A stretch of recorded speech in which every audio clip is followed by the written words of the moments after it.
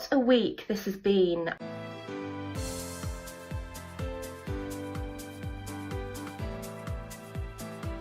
I can't tell you how crazy my week has been since I did the photo shoot. Basically, I posted a picture on social media about, it was a picture of a flower that I created out of 2 colours of acrylic. And that picture has gone a little bit crazy, which is fab. I love all the comments, I love all the messages that I'm getting, and I absolutely love it. So I thought I'd share with you basically what I do in preparation before I start creating any 3D work. It's not as simple as just, oh, I'm going to create some petals and I'm going to stick them together and that's it, and it's going to create this most realistic flower that I've got in my mind. That's not what I tend to do. So first of all, I want to show you the picture that I posted on social media, so here it is. So this particular flower, I can't show it you because it's actually attached to a set of nails at the moment, but it was extremely small. So I have a macro lens on my camera, so that was why you were able to see all of that detail in that picture. And what I tend to do before I do any 3D work is I study a picture of what I want to do. So I don't just look at a picture of a rose, for example, and say, oh, that's a rose. You know, I'm going to create petals and then I'm going to stick them together and it's going to come out looking so realistic you won't tell the difference. That's not what I do. I study the picture intently and I break the picture down. So I go beyond the photograph. So I'll go looking at what physical colours I can see in it, how I can see it. I'll look at individual shapes. I will, God, I practice. That's the key to 3D work, is just practice. The amount of roses I've gone through over the last couple of weeks has just been nuts. It's painstaking, it's heartbreaking, but God, when you nail it, and you nail it good, it's absolutely brilliant. So I break the picture down. I'm going to show you in a second what I do with a picture. I'll break the picture down. I look at the individual petals. What do they look like? What shape are they? They're not all the same shape. They're not all the same size. Some are a more triangular shape. Some have wavy edges. Some are curled under. Some are curled up. And it's all these little things that you have to try and recreate using acrylic when you just do the one petal. Now, the flowers that I make, they start off from the tiniest dot of acrylic on the end of an earbud, and then I work around that dot of acrylic. So every petal is individual, and sometimes each flower can have around about 25, possibly 30 petals on each for one rose. So it is incredibly time consuming. This is why I pre-made a lot of all of my flowers and petals before the photo shoot, because it took me a days. I'll be honest with you, it did take me days to prepare them. So let me show you what I mean about breaking a picture down, and then I'm going to do a time-lapse video of me doing a flower. I think today I'm actually going to do maybe a red rose, using a red acrylic, maybe a black acrylic, maybe a third colour of acrylic. I don't know yet, depending on how many, depends how big my leaves are, my petals are really. Just because it's Valentine's approaching, I thought I'd go with the red rose. I'm going to see if I can create maybe 1 or 2, maybe more roses, and I'll show you the difference between them. And because every rose that you create is never going to be exactly the same. Some roses that you may want to create are going to be closed, some are going to be fully open, some are going to be in the middle. So you've got to remember the stages of how things grow, especially if you're doing things like flowers or wildlife or anything like that when you do 3D work. So let me show you the photograph and how I break that down. So here we have a beautiful red rose that I printed off, and this would be the kind of thing that I would study and look at before creating anything in 3D. I wouldn't go straight in there and start trying to copy it, because we need to analyse the picture and have a look at it and really break it down. So the first things you're going to be doing when you create a flower like this is you're going to you start off in the centre. So I'm having a look at the size and the shape of these petals that surround the very centre. They're very tight, they're very thin, they're very close, but you can see some of them actually bend over very slightly at the edges. And they're not going to be typical petal shape either. Some are oblongs, some are more triangular shapes. and they're all neatly wrapped around each other. So that's what we're going to try and achieve with the centre section here.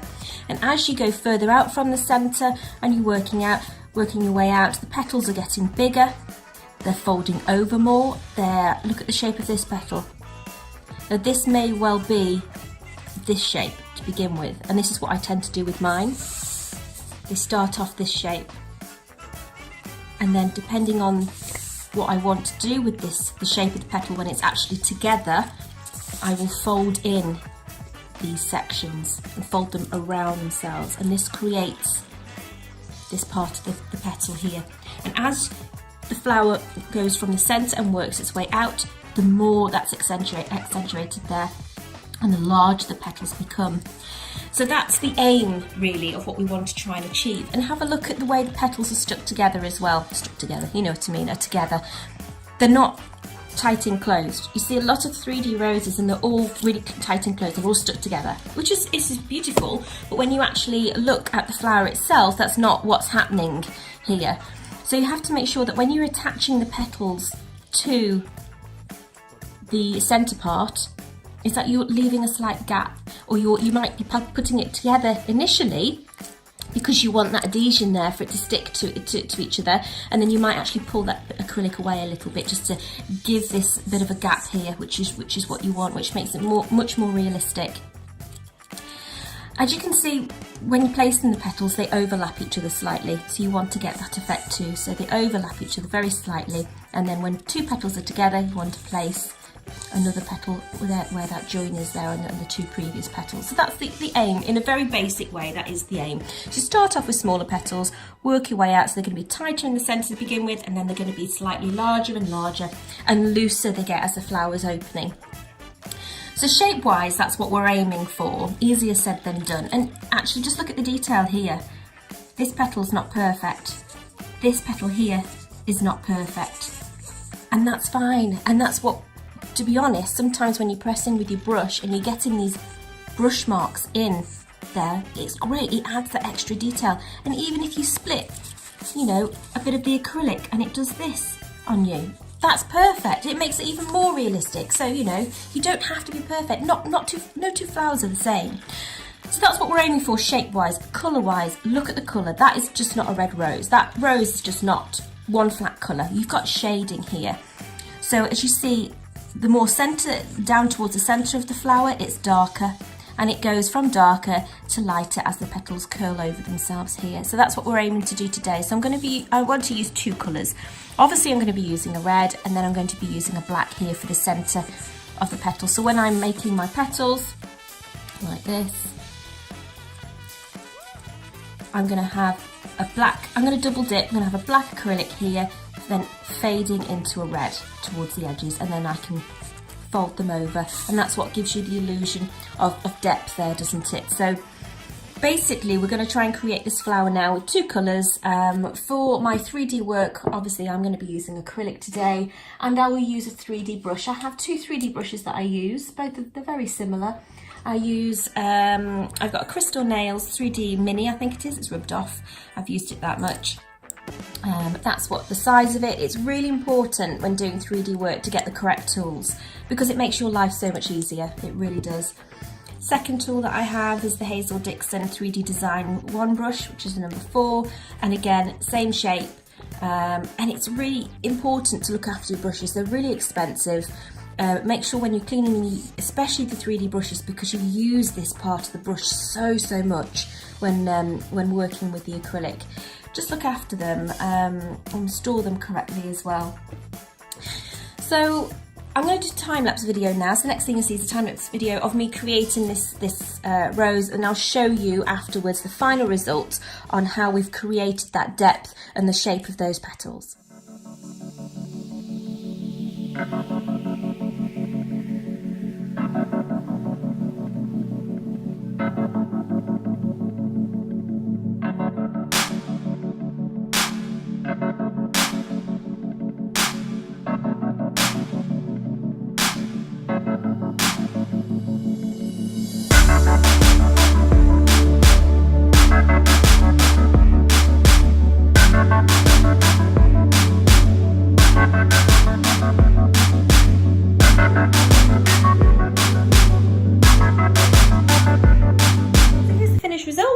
As you can see, I hope you can see that on the picture, we've got lots of individual petals. I decided not to do the double dipping because I found that it was very difficult to see which part was black and which part was red. I'll be honest with you, it was quite difficult.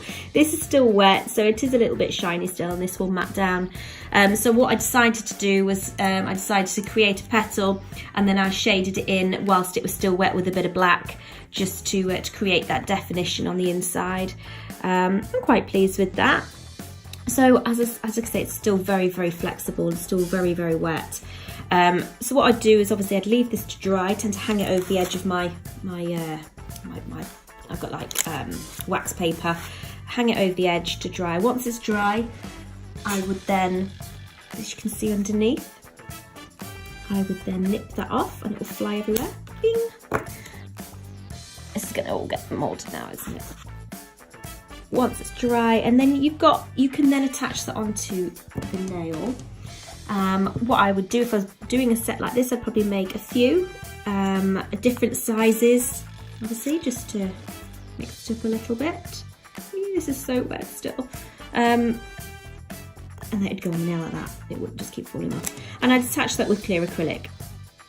If you are going to put this type of artwork on someone's nail, just remember how high it is first, because if it's too high, they won't be able to get any of their rings on and off.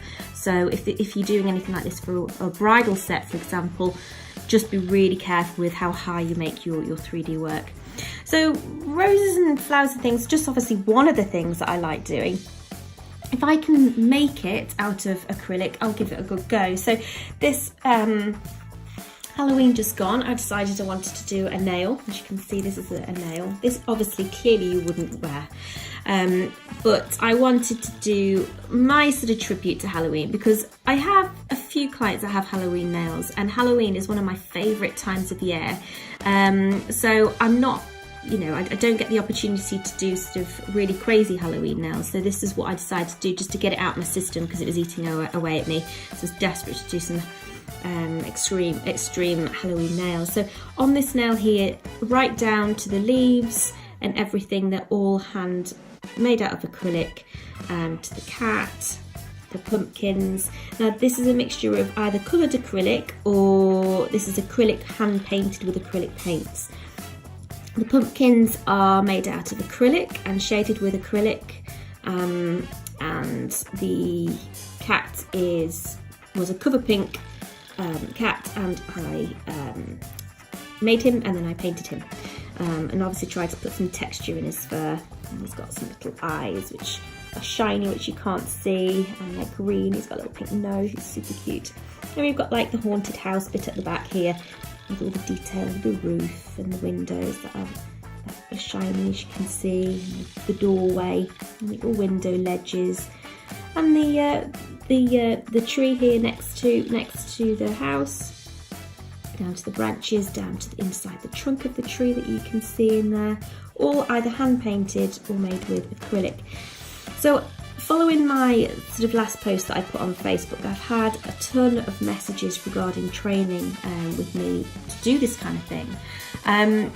Keep asking me and I'll be able to give you an answer at some point, most definitely, because I don't know when you're going to watch this video. I mean, for all I know, you could watch it in a year's time, so there's no point in me saying, yes, I've got availability and I can do this now. So all I'd suggest is just message me or comment at the bottom of this YouTube video about courses doing 3D art like this. If I can't do it at the time, I can always signpost you to someone who can. That's it for now. I'll probably see you at the weekend. I'm off to Manchester at a conference, so I might take you with me to keep me company, and I will see you all soon. Take care, guys. Bye.